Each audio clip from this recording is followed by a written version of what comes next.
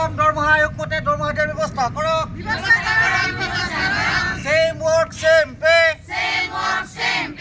আমার দাবি, আমার দাবি, আমার দাবি। We want pay scale. Justice. We need 7 pay commission. বিভাগৰ স্থায়ী পদৰ ব্যৱস্থা কৰক। NRSM কৰ্মচাৰীক স্থায়ী পদৰ ব্যৱস্থা কৰক। We need justice. Same work, same pay. আমার দাবি আমার দাবি আমার দাবি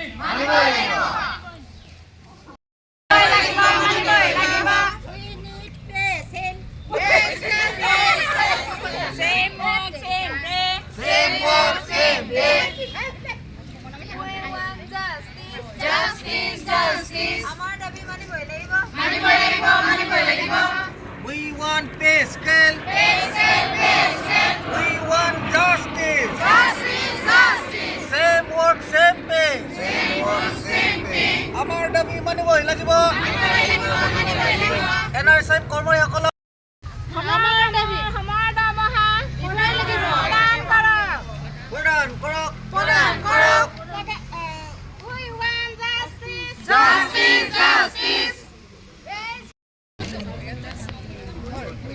আমি আজি যি কৰ্মবিৰতি 3দিনীয়া কাৰ্যসূচী হাতত লৈছোঁ, আজি আমি দ্বিতীয় দিন আৰু আমাৰ এই কৰ্মবিৰতিৰ দাবীবিলাক মানে যি হয় আমি দাবীবিলাক অৱগত কৰিব বিচাৰিছোঁ মাননীয় মুখ্যমন্ত্ৰী মহোদয়লৈ যে আমাৰ যি প্ৰথম হ'ল আমাৰ সমকামৰ সমদৰমহা প্ৰদান কৰক। লগতে আমি যি আজি 2006 চনৰ পৰা নিযুক্তি পদত মানে আমাৰ NSMতে নিযুক্তি হৈ আছোঁ, যি আমি আজিলৈকে আমি স্থায়ী পদত নিযুক্তি হোৱা নাই, সেই আহ্বান কৰিছোঁ যাতে আমাক স্থায়ী পদত নিযুক্তি দিয়ক।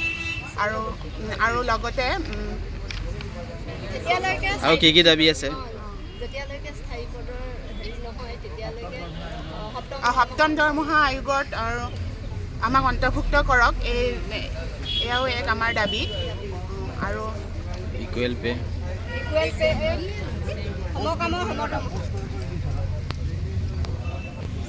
সমকামৰ সমদৰমহা প্ৰদানৰ সেইটোৰ ক্ষেত্ৰতো আমি এক দাবী কৰিছোঁ। আৰু 6 চনৰ পৰা কৰ্মৰত আমাৰ ক'ভিডৰ সময়তো মানে বহুতখিনি আমাৰ প্ৰতিশ্ৰুতি দিছিলে মুখ্যমন্ত্ৰী মহোদয়, কিন্তু আজিলৈকে সেইখিনি কোনো কাৰ্যকৰী হোৱা নাই। আমাক ফুল ছটিয়াইছিলে, আমাৰ